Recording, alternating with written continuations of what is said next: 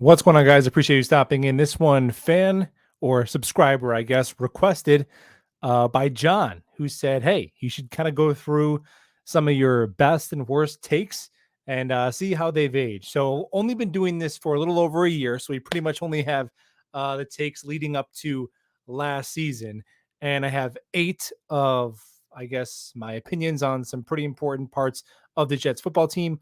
4 of them icy cold, and 4 of them pretty hot takes. I'm going to revisit my free agency and draft grades from last year and see how well or how poorly we did. So, got to start here. A lot of people think I'm a Zach Wilson hater. Well, you must be new to the channel because pulling direct quotes from my video on Zach Wilson's stat prediction last year, I mentioned that Zach eliminated turnovers during the final 6 weeks of his rookie season.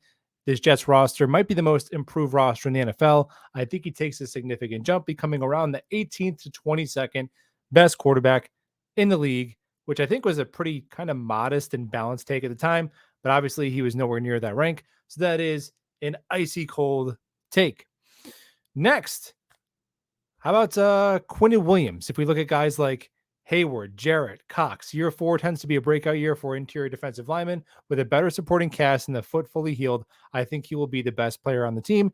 I think it's safe to say Quinn Williams is definitely in the conversation for one of the top 2 or 3 best players on the team. I think he was the most valuable Jet last year. I would consider that a hot take. Oh, God. This is as bad as it gets.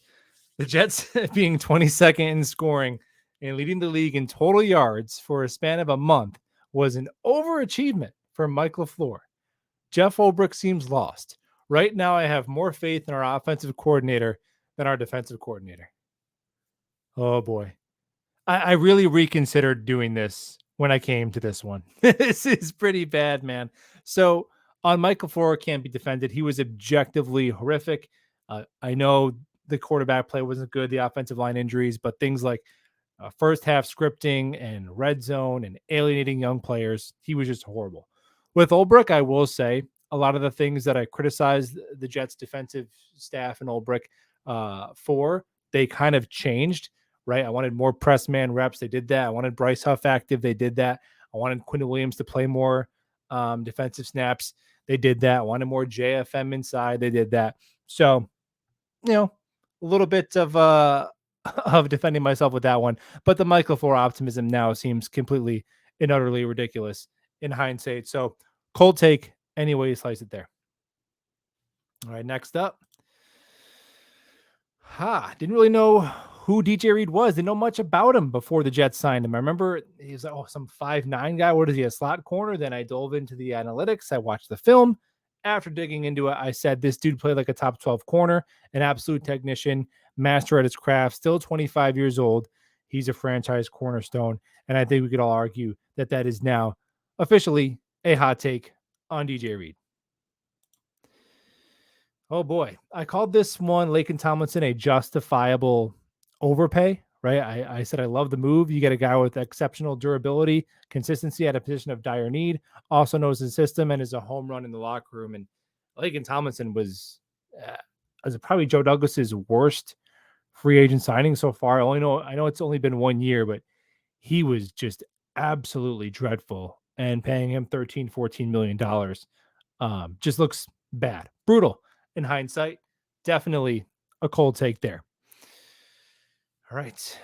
I don't care what the counting stats say on Bryce Huff. I have yet to see a right tackle block this kid 1-versus-1. The advanced analytics back it up. I think the Jets have an elite pass rusher hiding in plain sight. I think we could all agree that Bryce Huff is as good a situational pass rusher in the NFL. Definitely a hot take. I was not alone there. A lot of Jets fans were pounding the table for Bryce Huff to get more playing time last year. On Elijah Moore, I can't unsee a 6-week stretch where he produced like a top 10 wide receiver. I don't think he has the tools to ever be a true number 1, but I think we have a dynamic number 2 to complement Garrett Wilson. Could see 800 yards and 8 touchdowns from the slot. Yeah, definitely was an Elijah Moore truther. Now, I still think he can ball out in Cleveland if Deshaun Watson regains his form. Will that turn into a hot take? No, because his prediction was solely on the 2022 season, and this subjectively did not come close to being true. Is what it is. That is a cold take. All right. On the Jets roster heading into last season, this was a big point of contention. My expectations are way too high. You can't possibly make the playoffs, but I contended that the Jets roster was the most improved in the NFL. We just drafted 3 all-pro talents who will each be starting immediately. Only way this team doesn't make a wild card is if Zach or Saleh suck at their job. Yeah, if the Jets had what I predicted, 18th to 22nd best quarterback play out of any of their quarterbacks for the duration of the season, they would have at least squeezed into a 7 seed. I think we can all agree. That's a hot take there. Jim Mora agrees. Okay, now I'm going to pull up my grades for the notable free agent signings from last offseason. So starting with Lakin, I called it a justifiable overpay. Again, that was one of the worst takes. That's a miss there. Uzama, I gave a C plus. I just think 8 million for a blocking tight end. I still think that's just a little rich for the role he's going to play on this team. I know he had one good season in Cincinnati as a receiver, and he's good at what he does. I just question if you look at him being one of the top 8 tight ends in terms of AAV on his contract. I just don't think he's worth that. Conklin said he was going to be the best receiving tight end since Dustin Keller. He did literally have the most receiving production since Dustin Keller. So I still think that there's another level to his game, but that was objectively true. So I'll give myself a hit there. DJ Reed, steal. Yeah, I would agree. Jordan Whitehead, I gave a B minus, said he'd be a solid starting box safety. He just wasn't. Maybe he bounces back, but we're not talking about projections. We're talking about what happened last year. So that was a miss by me. Berrios also a miss. I said that the all-pro special team aspect of it made the contract worth it, even though he wasn't worth it as a receiver, and he wasn't worth it as a receiver or as a special teamer last year. That's a miss. Called Dwayne Brown a solid plan B. I think we can agree there. Jacob Martin, I thought would be a good third down rusher, but Bryce Huff usurped him. He ends up getting traded for almost nothing. So that's a miss. Herbig and Quan, I thought were both steals. And Greg Z, I said above average kicker B plus, but I think you'd have to give that like an A or an A plus because Zerlin was money last year. So I think probably I was a little low on Greg DeLeg. He had kind of a down year in Dallas, but really turned it on with the Jets. Heading into the draft, this is kind of low hanging fruit. Let's be honest. I mean, is it really a hot take to say that Sauce and Garrett and Brees were really amazing picks?